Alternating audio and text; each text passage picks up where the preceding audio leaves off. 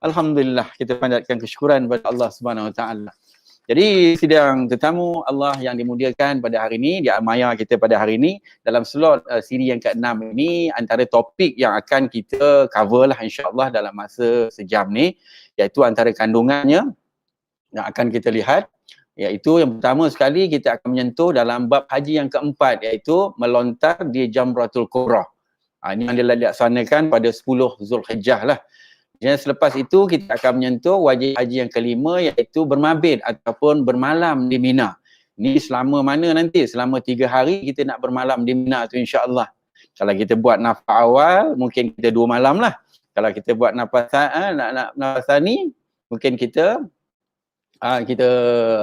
akan keluar pada 13 tu. Begitu juga kita akan menyentuh tentang perkara yang berkaitan dengan tahallul awal. Dan juga tahallul tsani. Mungkin kalau kita belum pernah pergi kursus haji dan sebagainya, kita dengar tahallul ni pun kita tak tahu apa tahallul kan, tapi insya-Allah apa itu awal, apa itu tahallul tsani. Ini berkaitan dengan ketika kita duduk di Mina nanti ada 11, 12, 13 tu, ini berkaitan dengan hari-hari tersebut. Dan yang seterusnya yang keempat iaitu perkara wajib haji yang keenam, iaitu kita melontar di ketiga-tiga jumrah. Sughra, Wusta dan Kubra. 3 jumrah ini yang kita kena laksanakan ketika kita berada di sana nanti. Selepas itu ada perkara yang berkaitan dengan nafas awal dan juga nafas tsani nantilah kita ya. Jadi insya-Allah kita akan sentuh sedikit perkara yang berkaitan ini, moga-moga bermanfaat pada kita. Tapi sebelum pada itu bakal Duyufur Rahman, saya nak mengingatkan sikitlah ya. Jadi kita sebelum kita melaksanakan haji ni, perkara yang paling penting sekali kita dapat membezakan di antara mana satu wajib haji dan juga mana satu rukun haji. Yang ni kita kena pastikan ni betul-betul. Sebab perkara ni ada berkaitan dengan sah tidak sahnya haji kita ataupun kita dikenakan dam. Yang ni kita kena pastikan. Jadi hari ni kita akan menyentuh tentang perkara yang berkaitan dengan wajib haji. Wajib haji ni yang pertama sekali mesti kita berniat di miqat. Berniat di miqat. Kalau kita tak berniat di miqat, maka kita dikenakan dam. Ada nanti insya-Allah dalam slot-slot siri-siri yang akan datang, insya-Allah kita punya para asatizah akan membicarakan perkara ni. Yang pertama ni mesti kita laksanakan. Bila kita berniat di miqat, maka kita tak tertakluklah kita dalam larangan ihram yang 13 itu. 13 ada tak banyak 13, tetapi 13 ni kalau tak kita laksanakan, maka dia akan menjejaskan kesempurnaan haji kita pada tahun tu. Jadi kita jaga-jaga dan kita dikenakan dam. Selepas itu wajib haji yang ketiga iaitu kita mabit bermalam di Muzdalifah pada 10 Zulhijjah. Pada 10 Zulhijjah itu kita bermalam kan. Biasanya Muzdalifah ni kita lebih kenal kalau kita bercerita ataupun berbicara tentang bab haji ni, selalunya kita akan berbicara tentang mengutip batu dekat sana. Kutip batu untuk kita melontar di Jamrah nanti kan. Dan yang seterusnya iaitu melontar Jamratul Kubra pada 10 Zulhijjah. Ini ada kaitan dengan kita nanti akan tahlul awal atau tahlul akhir. Ini ada berkaitan dia nanti ya. Dan begitu juga seterusnya kita akan mabit, yakni bermalam di Mina pada hari-hari tasyrik. Hari tasyrik kita dalam menunaikan haji ni, kita insya-Allah kita biasakan sebut dalam bulan-bulan Islam. Kalau 8 Zulhijjah itu adalah hari tarwiyah. Kalau 9 Zulhijjah itu hari wukuf. Kalau pada 10 Zulhijjah adalah hari nahar. Kalau 11, 12, 13 ini dipanggil hari-hari tasyrik. Yang ni kita kena pasti dulu. Nanti kalau orang pergi Mekah kita tak tahu hari nahar apa. Kita pun tahu hari nahar tu senang ingat, kita sembelih lembu lah. Senang cerita kan? Kan? Kalau hari 9 tu wukuf. Wukuf tu kita raya dekat sini ni. Ni kan mudah kita nak faham begitulah ya. Jadi kita kena tahu yang tu pada dan juga pada akhirnya kita melontar ketiga-tiga jamrah. Sughra, Wusta dan Kubra. Jangan Kubra dulu. Wusta undur ke belakang kan. Jadi kita mula dari Sughra, Wusta dan Kubra. Itu wajib haji yang kita kena kenal pasti. Sebab seandainya tertinggal haji sempurna tetapi kita dikenakan dam ke atas kita. Dam tu tengoklah kita punya kesalahan atau kesilapan yang kita lakukan tu. Dia akan tertakluk di situlah dalam bab-bab dam ni nanti. Dia ada dalam sudut tertentu lah pembahagian dia. Manakala kalau kita lihat daripada satu sudut, iaitu rukun haji. Yang ini kita kena tahu juga rukun haji. Rukun haji apa dia? Yang pertama, mesti kita berniat. Yang kita berniat tu, nawaitul hajja wa ahramtu bihi lillahi ta'ala. Ini kita niat ni. Ni rukun haji ni, rukun. Sebab bila kita tertinggal rukun, maka takut-takut haji kita tidak sah. Sebab dia rukun, macam kita solat ada rukun 13. Jadi tertinggal rukun dalam solat, maka tidak sah solat kita. Tidak. Jadi solat kita ulang balik semula kan. Jadi haji pun begitu. Yang keduanya, setelah kita berniat, maka kita wukuf di Arafah. Wukuf Arafah ni kita duduk di padang Arafah tu nanti, kita dengar khutbah, kita solat jamak qasar, jamak apa kat situ kan, jamak tamam dekat situ nanti kita akan laksanakan. Selepas daripada itu, barulah ada lepas wukuf, rukun dia adalah tawaf. Tawaf ni kita melilingi Kaabah lah 7 kali, seperti mana yang kita biasa tengok lah, membelah kiri kita. Ni kita tawaf di Kaabah nanti. Selepas habis tawaf, rukun yang seterusnya adalah kita sa'i. Safa dan Marwah tu. Safa, Marwah dikira 1, Marwah Safa dikira 1. Bukan Safa, Marwah, Marwah Safa 1. Jadi nanti 14 jadinya tu. Jadi Safa, Marwah, Marwah Safa dah kira 2 kali dah. Yang terakhirnya rukunnya, yang seterusnya rukun haji ini iaitu kita bergunting atau bercukur. Sekurang-kurangnya 3 helai rambut kita lah. Rambut kita dekat kepala kita, mana-mana bahagian tidak ada masalah. Yang tak ada rambut Ustaz macam mana? Cukur lah atas tempat yang tak ada rambut tu kan, licin-licin tu. Itulah dia kan. Yang terakhir, yang keenamnya, rukun haji iaitu tertib pada kebanyakan rukun. Jadi saya mencadangkan, mengesyorkan kepada bakal-bakal Duyufur Rahman, kenali ini sungguh-sungguh. Sebab dia berkaitan dengan ibadah kita sah atau tidak sah, sempurna atau tidak sempurna. Takut jangan sampai nanti tertinggal rukun, kita campur adukkan rukun. Jadi secara mudahnya kalau kita nak faham bahawasanya rukun haji ini adalah perkara asas yang mesti kita lakukan. Perkara asas yang mesti kita lakukan oleh setiap jemaah haji yang mengerjakan haji pada tahun tersebut. Ini perkara asas. Manakala kalau kita sebut wajib haji, maka dia adalah perkara ataupun perbuatan-perbuatan yang wajib kita laksanakan ketika mengerjakan haji. Seandainya tertinggallah salah satu daripadanya, haji tetap sah. Kalau rukun haji tertinggal satu daripadanya, haji tidak sah. Wajib haji tetap sah, tetapi jemaah tersebut akan dikenakan dam-dam tertentu mengikut kesilapan dan kesalahan yang pernah dilakukan ni. Jadi kita ambil pasti yang ni sungguh-sungguh lah. InsyaAllah nanti bila kita dah faham perkara ni jelas, jadi insyaAllah sebab dalam kita beribadah ini satu perkara yang paling penting adalah ilmu. Doalah pada Allah Subhanahu Wa Taala supaya Allah Taala permudahkan kita. Allah kalau nak memudahkan sesuatu, kalau kita bayangkanlah ya, berjutaan manusia yang hadir, yang datang ke bumi Mekah itu, Madinah, jutaan manusia. Tetapi kita dipilih oleh Allah Taala, ya, kita ni kecil. Tetapi kalau Allah nak permudahkan, walaupun jutaan manusia, kita dapat melaksanakannya dengan sempurna, insya-Allah. Jadi satu perkara saya pesan sebelum kita meneruskan kita punya bicara ini. Jadi sebelum kita menunaikan haji, banyak-banyaklah kita bermunajat kepada Allah Subhanahu Wa Taala, merendahkan diri kita di hadapan Allah, minta Allah permudahkan urusan kita di sini, dalam perjalanan, di sana, dan juga nanti kita balik sini, kita mendapat haji yang mabrur. Ini yang kita harapkan supaya dapat merubah kehidupan kita, keluarga kita, dan penting sekali diri kita menjadi insan yang beriman dan bertakwa di sisi Allah Subhanahu Wa Taala. Baik, sidang tetamu Allah. Baik, kita lihat minggu ni wajib haji yang seterusnya, apa perkara-perkara iaitu pelaksanaan rukun haji dan juga wajib haji. Jadi seperti mana yang saya sebut tadi kan. Jadi rukun haji yang pertama kita lihat tadi. Sebelah sini kita tengok yang warna hijau tu kan. Jadi niat ikhram haji. Ini jangan tinggal rukun haji. Rukun haji. Selepas kita berniat ikhram haji itu, maka sesudah kita berniat, ini biasanya kita dekat, kalau kita datang dari kita datang awal, kita pergi ke, kita datang apa ni, contoh dia kita datang terus pergi ke Madinah, ke tempat kita untuk berniat adalah di Bir Ali. Kalau kita datang lambat, contohnya akhir penerbangan itu, biasanya di Karnul Manazil, iaitu dalam kapal terbang tu kita berniat. Jadi kita niat ikhram haji, kita dah niat, pasang niat, maka kita berniat itu wajiblah kita berniat di miqat. Miqat kita seperti mana saya sebut tadi.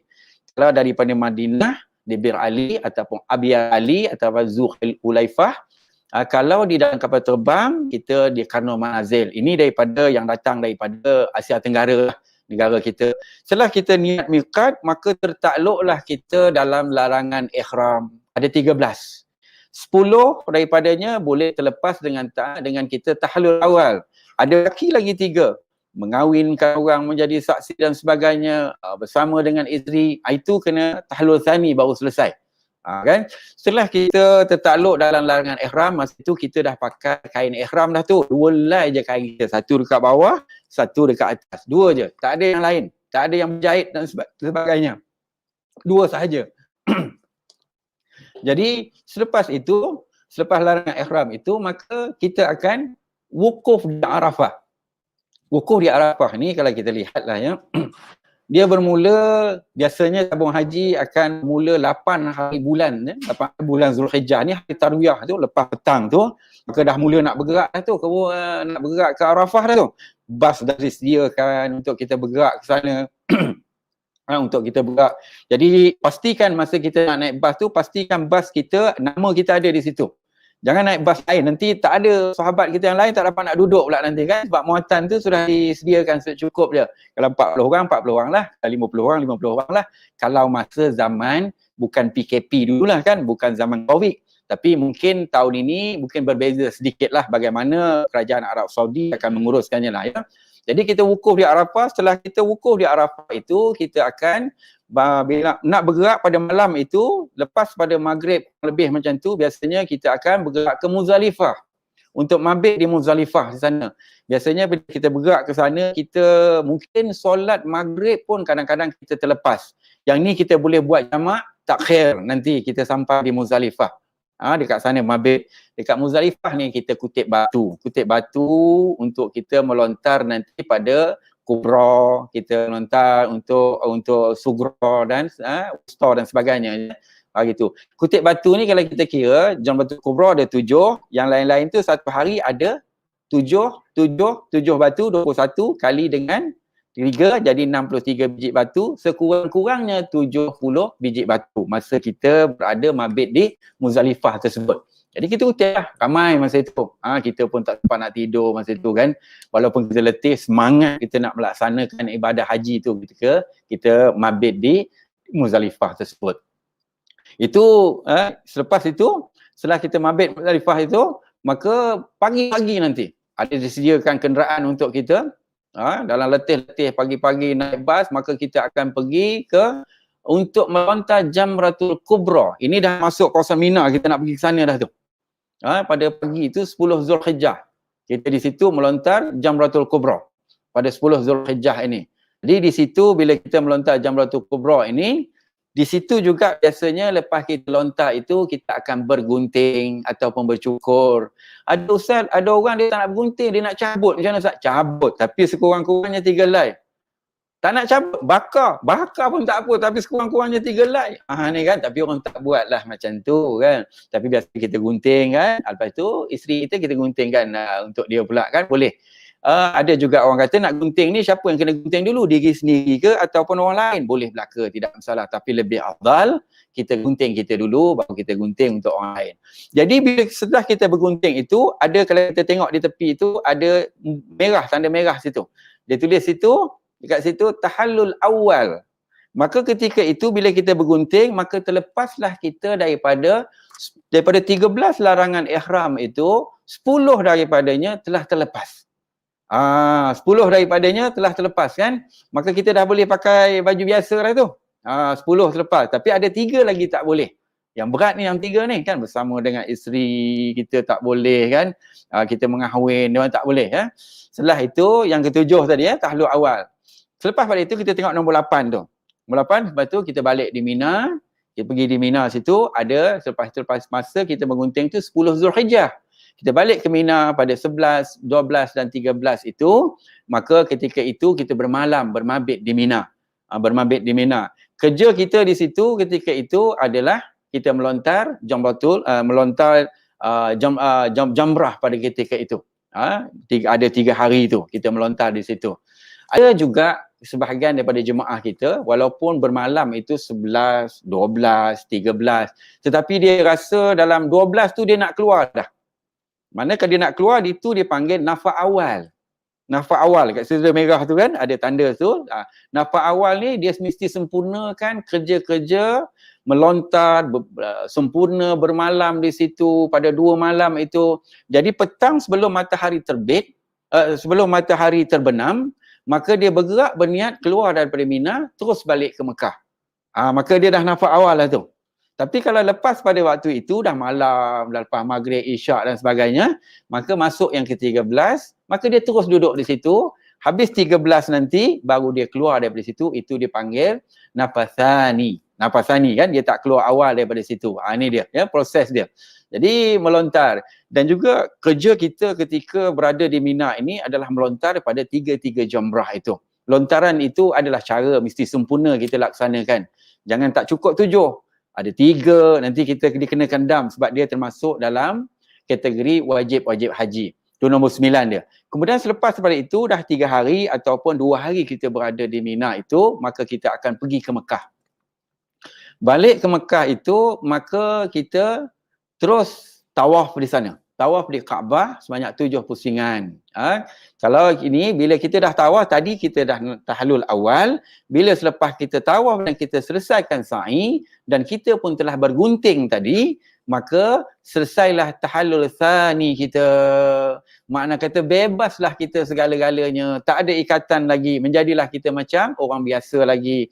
Larangan yang 13 tadi itu tak ada lagi dekat kita. Masa ini kita nak ada sempat sebelum balik tanah akhir, bolehlah shopping, nak beli barang dan sebagainya kan. Jadi selesai kerja haji ni, alhamdulillah, moga-moga kita dapat semangat haji itu, moga-moga doalah banyak-banyak pada Allah Subhanahu Wa Taala, kita dapat selesaikan sampai kita dapat laksanakan. Kita pergi yang ke-12 itu, iaitu tertib pada kebanyakan rukun, dapat selesaikan satu persatu, dapatlah kita haji yang sempurna. Haji yang sempurna.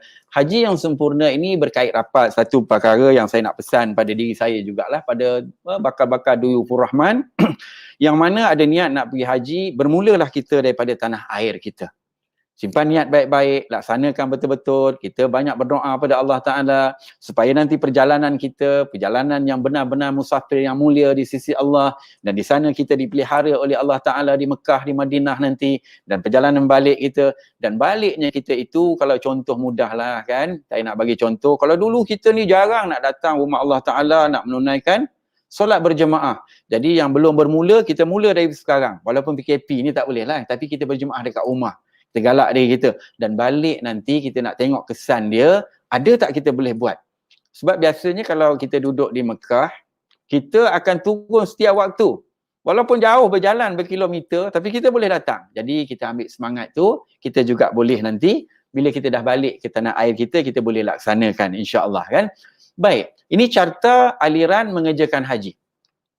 Carta aliran mengerjakan haji. Kita tengok dekat atas tu, rukun haji. Ni perkara ni disentuh oleh tabung haji, ada beberapa slot lah, slide dekat sini supaya kita mudah faham, bakal-bakal Duyufur Rahman dapat faham sungguh-sungguh dalam melaksanakan haji ini kan. Jadi yang pertama kita tengok atas tu sekali, rukun haji. Rukun haji, niat haji nombor 1 tu kan. Selepas tu dia pergi nombor 2, bawah tu wajib haji. Bila rukun haji ada, dia ada wajib haji di situ. Wajib di miqat. Niat di miqat tu mesti pastikan di tempat di mana kita bermula berniat haji itu. Kalau terlepas tidak berniat di miqat, maka kita dikenakan dam, haji tetap sah tetapi dikenakan dam. Tengoklah kesalahan kita, nanti akan dibicarakanlah dam di situ ya. Seterusnya seperti mana saya sebut tadi, jadi bila kita dah niat nombor 3 tu, kita akan larangan ihram yang 13 tadi. Peliharalah baik-baik. Ini sebenarnya Allah Ta'ala nak tengok kita berdisiplin ke tidak pada pandangan saya. Kita menjaga diri kita dalam, sebab ini perintah daripada Allah Subhanahu Wa Ta'ala.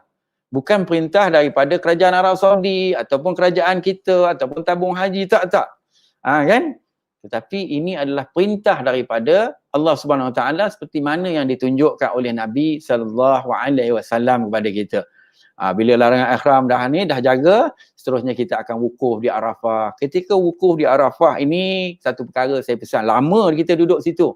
Selepas kita dah sampai sana, biasanya kita dah sampai pagi tu, kita dah ada kat sana dah. Pada 9 Zulhijjah itu.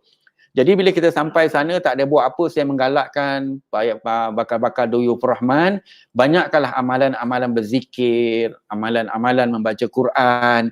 Jangan kita duduk banyak lara, sembang dan sebagainya. Quran kalau betul-betul orang yang pergi haji, selalu saya sebutkan, boleh khatam Quran sedang tetamu Allah. Boleh khatam Quran kita sepanjang kita duduk sana.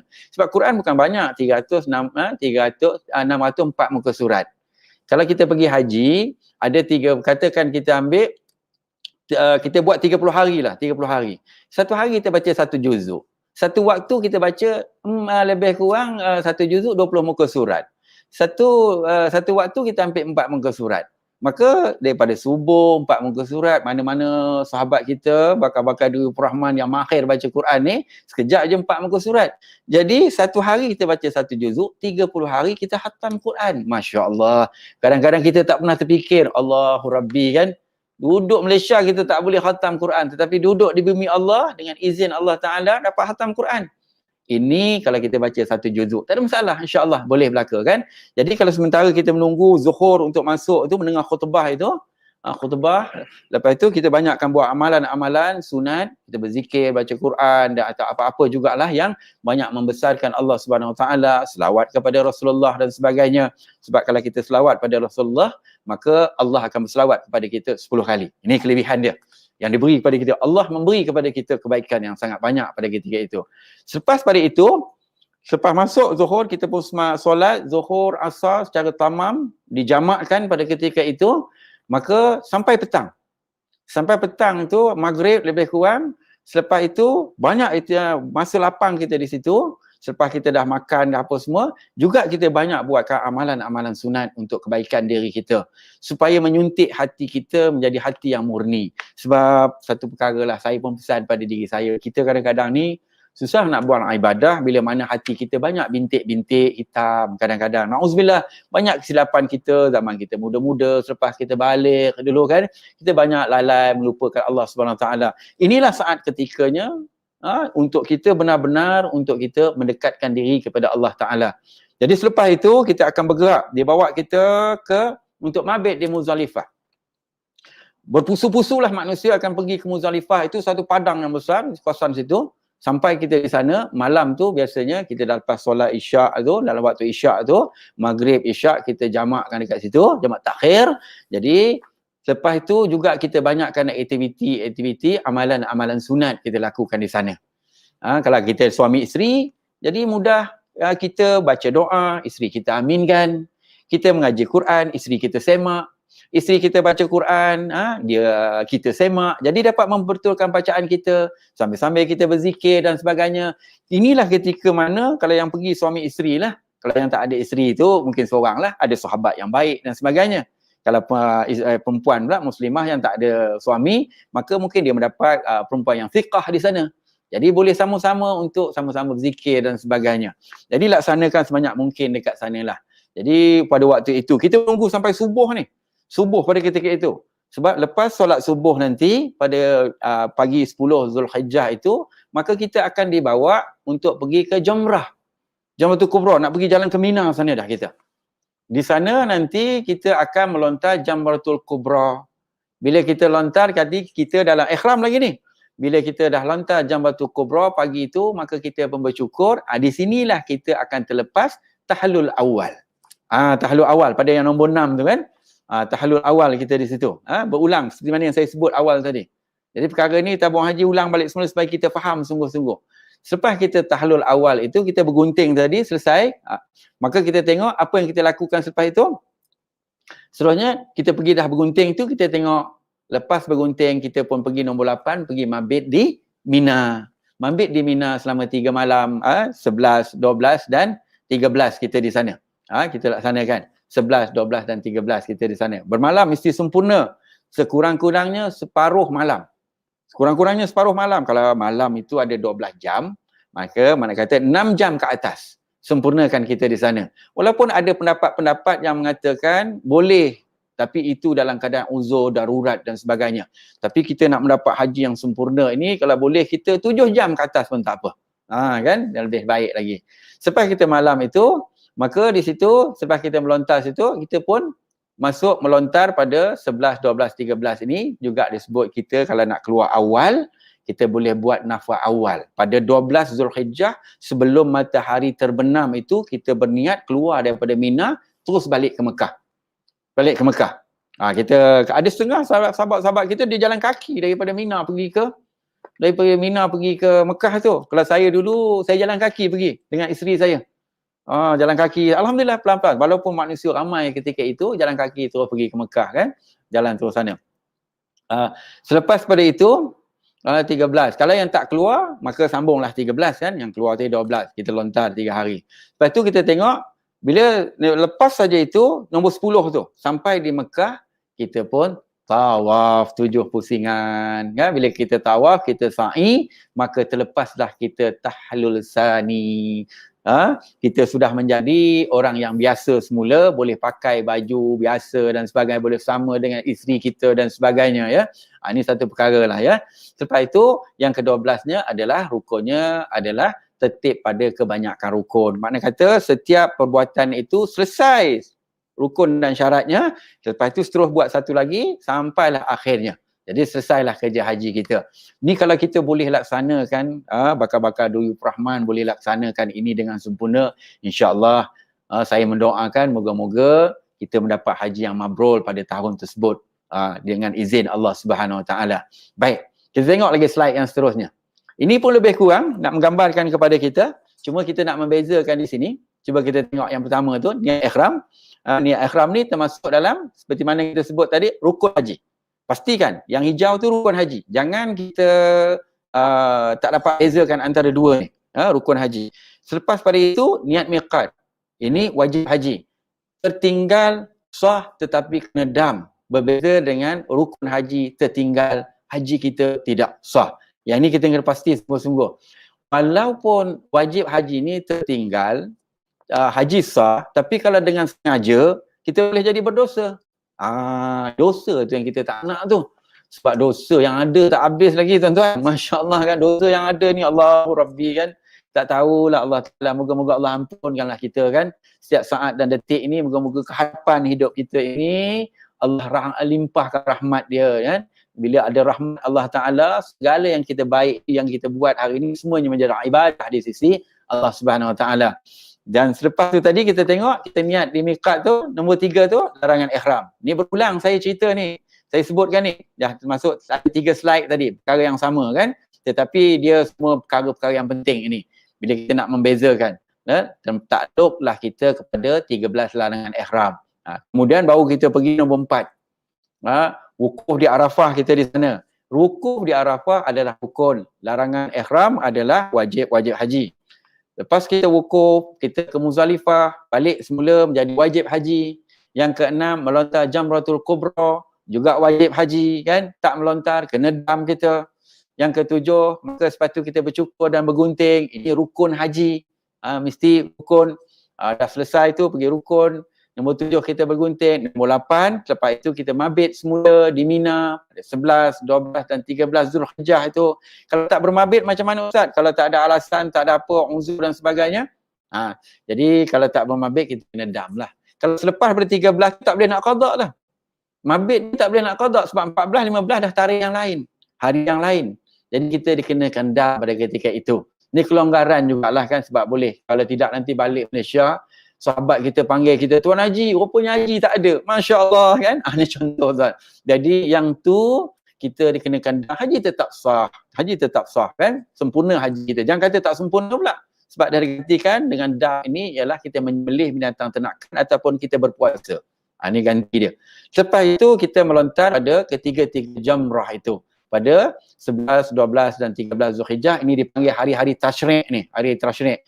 Kalau kita di Malaysia ni, masa inilah berkorban. Pada 10 hari bulan tu, sembelih lembu, 11, 12, ada setengah masjid surau yang kalau zaman bukan PKP dulu, kita banyak menyembelih lembu pada ketika itu kan.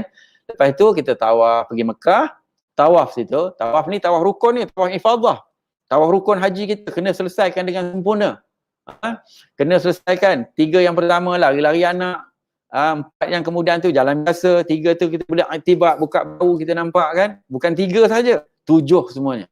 Kalau tak cukup, maka kena ulang balik nanti. Kalau dah balik Malaysia, kena buat tahlul ihsan, kena balik ke sana, selesaikan kerja haji yang tertinggal tu. Kan berat lah, na'udzubillah lah. Moga-moga tidak berlaku. Sebab tu saya katakan tadi, faham sungguh-sungguh, kenali sungguh-sungguh antara wajib dan rukun haji. Sebab dia takut nanti bila kita dalam masih tak selesai rukun haji atau wajib haji, maka kita balik Malaysia, kita pun bersama dengan isteri kita, kita mengahwinkan anak kita. Yang ni paling kita takut sekali lah. Na'udzubillah ya. Kemudian selepas itu nombor 11 tu kita sa'i. Sa'i tadi kita sudah bercukur, sudah bergunting, maka selesailah yang ke-12 tu tertib pada kebanyakan rukun. Proses dia. Ini biasanya proses haji tamatuk biasanya. Sebab itu 90% daripada jemaah haji Malaysia dalam pandangan saya kebanyakannya buat haji tamatuk. Haji tamatuk ni kita mengerjakan, kita melaksanakan umrah. Umrah pada bulan-bulan haji tu, selepas tu masuk waktu haji, kita melaksanakan haji kan. Ini haji tamatuk lah. Kita datang, kita pun dah selesai buat umrah, dah kita tahlul umrah, maka kita tunggu masa untuk kita wukuf di Arafah, baru kita buat kerja haji. Habis kerja haji, tertib pada kebanyakan rukun ni habis, maka selesai haji kita. Ini kebanyakan jemaah Malaysia buat haji tamatuk. Bukan tak boleh buat haji lain, sebab haji lain pun ada, haji ifrad, haji qiran kan. Tengok kemampuan kita lah. Kalau yang pergi suami isteri itu elok pakat-pakat. Yang kita rasa macam mana yang? Kita nak buat haji tamatuk ke, haji ifrad ke, haji qiran yang? Tengok kemampuan kita. Sebab dia berkait rapat nanti, sebab kita kata begitu, isteri kita mungkin uzur, datang khaid dan sebagainya. Kita lelaki, alhamdulillah tak ada apa-apa. Kan? Ya, insya-Allah lah. Dengan izin Allah Ta'ala. Jadi kita pakat sungguh-sungguh kan. Kita tengok, kena kenali betul-betul. Ini lagi satu perkara, pergerakan haji. Kita ulang sekali lagi, kita tengok pergerakan haji di sini. Jadi kalau kita lihat di sini, pelaksanaan dia kita tengok bermula daripada 9 Zulhijjah, hari Tarwiyah. Seperti mana saya kata tadi. 8 Zulhijjah adalah hari Tarwiyah. Maka ketika itu, kita di situ di Mekah. Kita berniat. Kalau di hotel lah kan. Hotel tu lah. Kita niat, ini rukun haji. Dalam masa yang sama juga, kita melaksanakan wajib haji. Kita miqat dari situ. Miqat dari situ kan. Dan juga kita pada setelah selesai, dah ambil sunat, dah mandi, dah sebagainya, maka kita memakai pakaian ihram haji kan. Ini termasuk perkara wajib-wajib haji. Ada dua perkara dekat situ pada hari Tarwiyah tu, iaitu yang pertama niat haji dan juga kita niat miqat dekat situ. Ini mesti kita laksanakan dengan sempurna lah. Ambil semangat sungguh-sungguh lah kita dekat situ ya. Seterusnya dekat bawah tu kita tengok 8, 9 Zulhijjah. Maka biasanya tolak tu petang lah, insya-Allah petang. 9 tu atau petang ataupun malam lah ya. Jadi 9 tu kita dah ada di bumi Arafah. Bumi Arafah kita dah ada di sana untuk bermalam di Arafah, kita duduk sana. Jadi pagi-pagi tu kita dah ada dekat sana. Kita nak berwukuf kan, nak menunggu sampailah waktu zuhur pada ketika itu. Sampai waktu dia sampailah tergelincir matahari maghrib pada ketika itu kan. Ini terlaksana pada 9 Zulhijjah. 9 Zulhijjah, pastikan 9 Zulhijjah. Jadi kita tahu 8 Tarwiyah, 9 hari kita wukuf di Arafah. Selepas pada itu petang tu nak masuk malam, maghrib tu dah masuklah malam tu. 10 Zulhijjah itu maka kita dibawa bergerak ke Muzdalifah. Muzdalifah sebahagian malam di sini kita mabit seketika sehingga terbit fajar sedip pada ketika itu kan. Kita duduk di Muzdalifah pada ketika itu. Hari itu hari yang kita laksanakan tu. Dalam masa yang sama, hari yang sama pagi itu juga kita akan dibawa ke untuk melontar Jamratul Kubra. Ini wajib haji ni, Jamratul Kubra. Selepas kita melontar 7 biji batu, maka selepas itu kita pun bergunting. Pergi satu sudut tepi itu, kita pun bergunting dekat situ. Yang ni selesailah kita punya tahlul awal seperti mana yang saya sebut tadi. Seperti mana saya sebut tadi, tahlul awal daripada larangan kita yang ada 13 tu, hanya dah terlepas kita 10, tinggal lagi 3. Yang 3 ni nak jaga sungguh-sungguh ni. Kena jaga sungguh-sungguh 3 perkara ni. Selepas pada itu pula, pada 10 Zulhijjah ini adalah hari nahar. Hari nahar kan. Ketika itu kita berada di Mina pada ketika itu. Dan masuk 11, 12, 13 Zulhijjah ini kita akan mabit. Yang ini bermalam di Mina pada ketika itu. Malam Mina. Ini termasuk dalam wajib haji.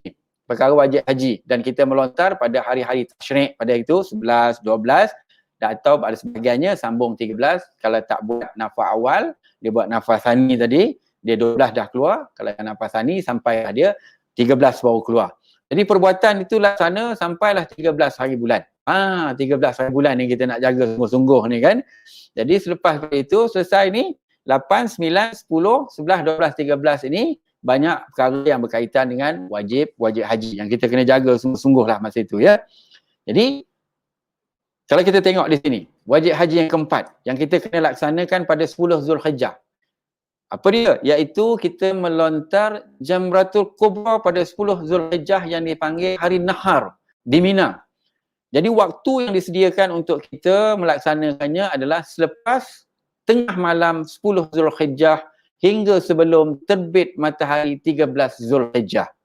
Sampai 13, 11, 10, 11, 12, 13 tu barulah. Kalau yang tak boleh melontar di sebab-sebab tertentu tu boleh dibawa hari kemudiannya. Nanti insya-Allah kita akan bincang yang kemudian bab tu lah. Tapi waktu yang paling afdal sekali, ialah pada waktu duha 10 Zulhijjah tu. Waktu duha ni pagilah. Pagi. Lontaran dia tak banyak, 7 biji batu. Jangan bawa lebih. Jangan lontar 8, lontar 7. Masuk dalam jamrah tu, alhamdulillah. Kan? Ada orang lontar ustaz, dia lontar-lontar memantul balik keluar. Nak kira ke? Yang tu tak kira. Tapi kalau dia lontar, dia mantul balik keluar, kena kepala jemaah yang lain, Masya Allah, na'udzubillah lah, tak berlaku kan. Masuk balik dalam tu, ada kira balik satu tu. Tu kan. Itu contoh dia lah kan. Lontar tu mestilah cara melontar lah kan. Bukan kita membaling, sepak kan, macam sepak bola dan sebagainya lah. Ini contoh dia lah ya. Jadi yang afdal waktu itu. Tapi walaupun demikian, kita insya-Allah akan dibimbing oleh pegawai-pegawai, petugas-petugas daripada tabung haji. Jadi apa-apa nasihat daripada mereka ini kita pastikan. Apa-apa nasihat yang diberitahu kepada kita waktu-waktu melontar. Kalau dia kata waktu ni tak boleh melontar, jangan kita suka-suka pergi. Kalau boleh dapat nasihat, dia kata malam kita melontar, maka kita pergi malam. Sebab apa? Mungkin ketika itu waktu orang tak ramai, tak sesak. Kan? Kalau waktu zaman COVID dulu lah, zaman COVID yang akan datang ni kita belum berlaku lagi lah. Kita pun tak tahu bagaimana susunan yang dilaksanakan oleh kerajaan Arab Saudi. Mungkin yang datang nanti tak ramai dan sebagainya. Kalau zaman yang biasa dulu, jadi kalau tabung haji kata malam, kita ikut malam. Jangan kita melawan arus daripada yang ditunjukkan oleh tabung haji. Selalu ikut perkembangan yang diberikan oleh tabung haji. Ikut perkembangan semasa. Kalau taklimat, kalau ada briefing, apa jugalah. Yang disediakan oleh tabung haji, ada kelas-kelas agama daripada ustaz-ustaz yang disediakan oleh tabung haji, kita kalau boleh sertai. Jangan kita pesan, tak apalah yang awak pergilah, dia kata. Saya rasa letih nak tidur. Takut nanti isteri kita yang sepatutnya kita tak tahu, dia tak sampaikan kepada kita. Kan? Tapi kalau kita dah pergi, kita dah dengar. Jadi kita tahulah ada idea, ada ilmu. Sebab dalam beribadah ni, bakal Duyufur Rahman, saya mengingatkan diri saya lah. Ilmu sangat penting. Tanpa ilmu, kita akan kecundang dalam beribadah. Jadi, bila kita nak pergi haji, tuntut sungguh-sungguh ilmu haji. Supaya mudah kita nak beribadah. Kalau kita tertinggal, kita tahu apa nak buat. Kalau kita tersilap buat, kita tahu apa dam yang kita kena dikenakan kepada kita. Ini perkara penting lah ya. Baik. Kita lihat seterusnya, slide yang seterusnya. Ini kawasan melontar Jamratul Kubra. Kalau kita tengok dekat sana, putih kat sana kan. Di manakah kita sebenarnya? Kalau fikir-fikir Allah Rabbi, ada aku kat sana jutaan manusia kan. Tapi saya pesan pada bakal-bakal Duyufur Rahman, jangan susah hati. Ini kita tawakal pada Allah Ta'ala. Banyakkan kita menuntut ilmu, setelah itu kita berdoa, bertawakal pada Allah Ta'ala. Allah akan mudahkan kita walaupun dalam jutaan manusia. Kita lihat dekat sana kan, daripada Terowong Mu'asim itu, melontar mesti kita mula daripada Jamratul Sugra. Sugra, lepas itu Wusta, terus kita pergi ke Jamratul Kubra. Jadi bawah tu dia tulis kat situ kan, jarak antara Jamrah Sugra ke Wusta ni 200 meter, bukan jauh, 200 meter, dekat je. Kalau kita semasa zaman marathon sekolah 200 meter ni dekat je, pusing ya. Satu padang ni pusing ya, 200 meter kan. Ni dia. Manakala jarak antara Jamratul Wusta tu ke Jamrah Kubra tu 247 meter. Tak jauh. Tak jauh jarak dia. lebih kurang. Tetapi oleh kerana kesesakan manusia itu, maka pergerakan kita pada ketika itu lahan. Yang inilah nak menguji kesabaran kita. Kan? Sebab tu saya pesan pada pakar-pakar di Rahman, kita nak pergi haji ni, kalau ada sifat-sifat dalam diri kita, ada sifat-sifat kita kadang-kadang suka marah dan sebagainya, maka didiklah diri kita daripada awal lagi. Supaya banyakkan bersabar, banyakkan berzikir pada Allah Ta'ala. Sila aja kita, astaghfirullahalazim. Banyak beristighfar kepada Allah Ta'ala. Lihat kehebatan Allah Ta'ala, subhanallah, masya Allah. Jadi hati kita terdidik, insya Allah. Sebab kat sana nanti kita tengok budaya tak sama. Datang daripada benua Afrika, datang daripada benua India, datang benua Asia, macam-macam. Kalau nak ikut dia langgar kita, dia besar-besar. Kita kecil-kecil. Masa itu nak tengok kesabaran kita. Kalau dia siku kita, takkan kita nak balas siku dia balik. Masya Allah kan. Jadi kita banyak beristighfar kepada Allah Subhanahu Wa Taala. Moga Allah mudahkan, dan itulah ujian kepada kita, terutama kita pada ketika kita ni melontar jamratul di jamrah nantilah insya-Allah ya. Baik. Melontar jamrah kubra ya. Jadi dalam kita nak melontar jamrah kubra ni, jamratul kubra ni, ada syarat-syarat tertentu yang dikenakan kepada kita pada 10 Zulhijjah itu ya. Yang pertama sekali, bila kita nak melontar, kita ada 7 biji batu. Melontar tu, lontarlah satu persatu. Jangan ambil segenggam 7 biji, terus lontar semua kali. Yang ni dikira satu. Ya. Jadi kita lontar satu persatu. Lontar, kita pun bertakbir. Lontar satu. Lepas tu, dah tengok clear lagi, lontar lagi satu. Dan pastikan bilangan kita itu tepat. Yakin kita itu ya. 1, 2, 3, 4, 5, 6, 7. Cukup. Dah 7. Kalau buat 8 pun tak dikira. Dikira 7 saja kan. Jadi lontar satu persatu. Dan melontar kita itu, mesti kita yakin batu lontaran itu masuk ke dalam longkang jamrah itu. Nampak kita tergolek, duduk batu tu masuk. Jangan kita baling, pum mantul keluar. Yang tu tak dikira. Jadi masuk, kita nampak insya-Allah besar kawasan tu. Walaupun kita dalam 4-5 meter kita jauh daripada situ, kalau kita lontar insya-Allah dengan cara melontar lah kan. Dan satu perkara dalam kita melontar ni, tujuan kita jangan terpesong. Selain daripada niat kita adalah melontar. Jangan sekali-kali kita melontar ada tangan handphone pula kan. Kat tangan ada handphone, boleh sembang lagi dengan orang kampung. Sembang orang kampung. Aku tengah melontar ni kata, lontar jam tu kubra kata. Oh ya ke, sembang. Niat kita itu jangan terpesong. Tujuan kita adalah ibadah. Ibadah kita, ini wajib-wajib haji kita ya. Dan mesti tadi seperti mana yang saya sebut tadi, cukup 7 biji dengan penuh yakin. 6-7, ambil 6. Macam kita solat lah kan. Jadi yakin sungguh-sungguh 7 boleh insya-Allah. Kalau kita bawa 7, habis 7 tu 7 lah kan. Kalau kita bawa satu bekas, takut nanti kita rasa keliru pula nanti kan. Jadi 7 dengan yakin. Dan bila kita melontar ini, jamratul kubra ni mesti masuk waktu melontar. Kalau kita melontar jamratul kubra tetapi pada 9 Zulhijjah, ini tak boleh. Dia mesti pada 10 Zulhijjah. Bermula 10 hingga 13 Zulhijjah. Sebelum terbenam matahari itu. Kita kena melontar dekat situ. Masuk waktu dia. Begitu juga bila kita melontar ni, pasti masa kita di Muzdalifah itu, kita melontar dengan batu. Kita kutip batu dekat sana. Batu, kita kutip batu. Melontar dengan batu dan masuklah golongan batu. Jangan melontar dengan macam batu tapi tak tahu batu ke bukan batu. Takut najis. Jadi kita pastikan di batu sungguh-sungguh kan. Banyak insya-Allah batu banyak. Jadi kita boleh dapat. Ada kantong kita bawa dari sini biasa simpan batu tu. Kita yakin dia batu. Dan melontar itu hendaklah dengan tangan. Dengan tangan kan. Tangan kita lontar dengan gaya melontar. Gaya melontar dengan tangan. Kalau ada satu tangan kiri jadi ustaz, tangan kanan tak ada, lontarlah tangan kiri. Tapi kalau ada tangan kanan, lontarlah dengan tangan kanan. Itu lebih afdal lagi lah kan. Sebab tangan kita kan, lontar dengan tangan kanan. Satu selesai, kita pun takbir, tenang sekejap. Lepas tu kita lontar lagi satu. Sampailah 7. Dan akhir sekali yang penting juga, melontarlah kita dengan gaya melontar. Bukan membaling. Baling bukan melempar, tapi melontar kan. Ini satu perkara pesan pada kita lah ya. Jadi kita ni melontar ni pula, dilarang kita melontar kalau kita ada nak melontar untuk orang lain, dilarang. Kita mesti lontar untuk kita punya dulu, kalau ada yang berwakil dan sebagainya, baru kita lontar untuk orang lain. Lontar kita punya, selesai dulu. Dan ada kaedah dia lah, ya. Nanti akan kita perbincangkan lah, ya. Lontar untuk diri kita dulu, baru kita melontar untuk orang lain. Jadi insyaAllah selesailah nanti.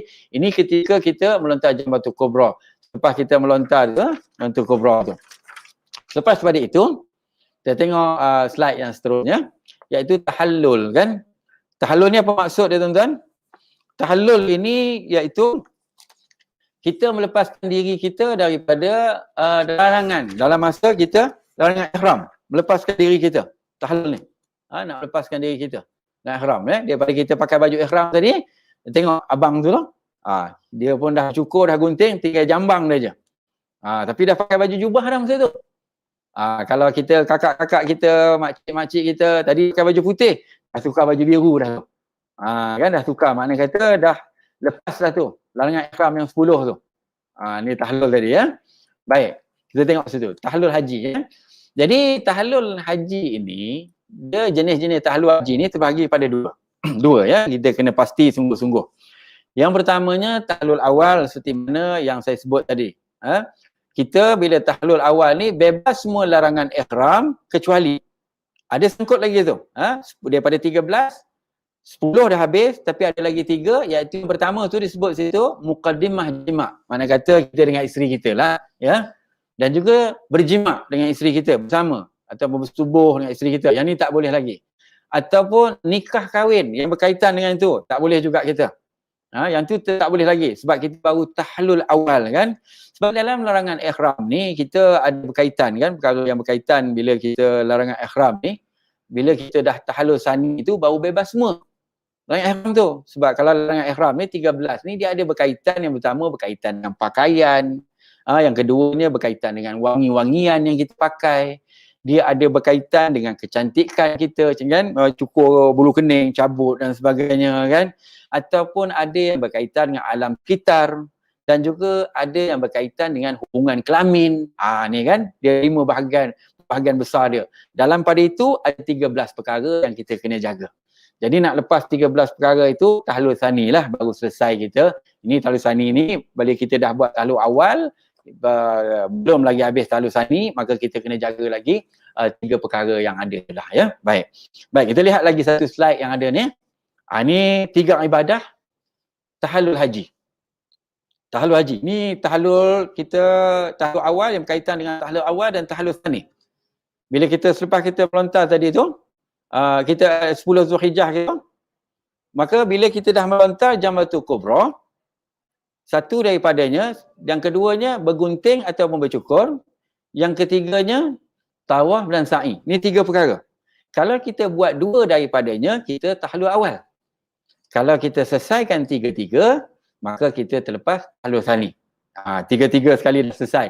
Kalau tahallul sani, kita dah jadi orang biasa baliklah, tidak dalam larangan ihram lagi, dan kita boleh buat kerja macam biasa. Apa jugalah bersama isteri dan sebagainya, kan, boleh buat dah. Tapi kalau yang baru buat 2, lontar jamrah atau bergunting, ini yang lebih afdal lah. Ini baru tahallul awal. Ada larangan sekatan-sekatan yang belum habis lagi lah yang kita kena laksanakan, ya. Baik, sidang tetamu Allah, bakar-bakar Duyuf Rahman. Alhamdulillah, ya. Boleh lagi, ya. Pencerahan yang setakat hari ni, masa ni, boleh lagi, kita boleh faham, ya. Kalau tak faham nanti insya-Allah bolehlah tanya soalan kat situ yang berkaitan. Kalau nak hantar soalan, saya menggalakkan kepada bakar-bakar Duyuf Rahman, kita tanyalah soalan yang berkaitan dengan apa yang kita bicara hari ni. Sebab kalau kita tanya soalan yang akan mendatang nanti, mungkin nanti ustaz yang lain nanti akan terangkan jawapan tersebutlah, ya. Baik. Satu perkara yang nak saya terangkan sini, perlu kita ambil perhatian lah, ya, oleh bakal-bakal jemaah haji, bakal-bakal Duyuf Rahman, bahawa tahallul dan bergunting atau bercukur ini adalah 2 amalan yang berbeza, ya. Dan kita kena tengok tahallul dan bergunting. Ada orang kata aku dah bergunting dah, habis dah, dia kata selesai, kan. Ni sebab apa, tuan-tuan tetamu Allah, jemaah haji yang bergunting atau bercukur, tidak semestinya dia telah bertahallul haji. Tetapi yang dia dah bertahallul, dia dah selesai semua kerja. Ini 2 perkara yang berbeza yang kita kena pastikan sungguh-sungguh. Kena pastikan sungguh-sungguh dalam kita melaksanakan ibadah haji ini. Baik. Kita tengok lagi satu slide yang seterusnya berkaitan lagi dengan tahlul. Bagaimana penghasilan tahlul awal dan juga tahlul sani ini. Kita tengok. Dilakukan yang pertama sekali tu. Lakukan 2 daripada 3 tadi. Ada 3 perkara tadi. Maka kalau kita melontar jambatul kubra, 1, kemudian kita bergunting. Di sini terhasilnya tahallul awal. Yang mana tahallul ini terhasil di Mina. Ketika kita berada di Mina kan? Ketika kita berada di Mina. Tapi itu baru tahallul awal kita tu, belum habis lagi tu.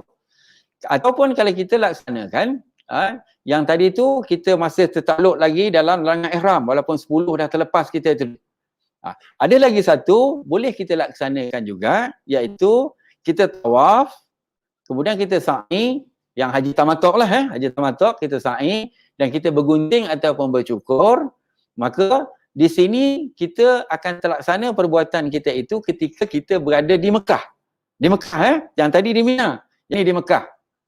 Itu juga terlepas kita 10 larangan ihram. Cuma tergantung lagi 3 Kemudian kalau kita dah lakukan 3-3 tadi, maka kita tawaf dan sa'i untuk haji tamatuk. Minta maaf, kita tadi lakukan 3-3, maka ini terlepas kita daripada segala larangan haji yang larangan ihram yang tergantung pada kita 13 tadi. Kalau kita dah laksanakan dan sesat dah kerja haji kita. Jadi kita pasti yang ni sungguh-sungguh. Sebenarnya kalau kita lihat, saya dah sebutkan tadi, perkara ini memang diulang oleh dalam slide tabung haji ni, ulangkan beberapa kali supaya kita dapat mengenali mana satu tahallul awal, mana satu tahallul tsani, begitu juga mana satu nanti kita tengok nafas awal, mana satu nafas tsani. Dan kita pastikan apa perbuatan yang nak kita laksanakan pada 8 Zulhijjah, apa perbuatan yang nak kita laksanakan pada 9 Zulhijjah, apa perbuatan yang kita laksanakan pada 10, 11, 12 dan 13 Zulhijjah. Jadi kalau kita faham yang itu sungguh-sungguh, maka kita insya-Allah akan terlaksanalah haji yang sempurna, insya-Allah haji yang mabrur insya-Allah. Baik.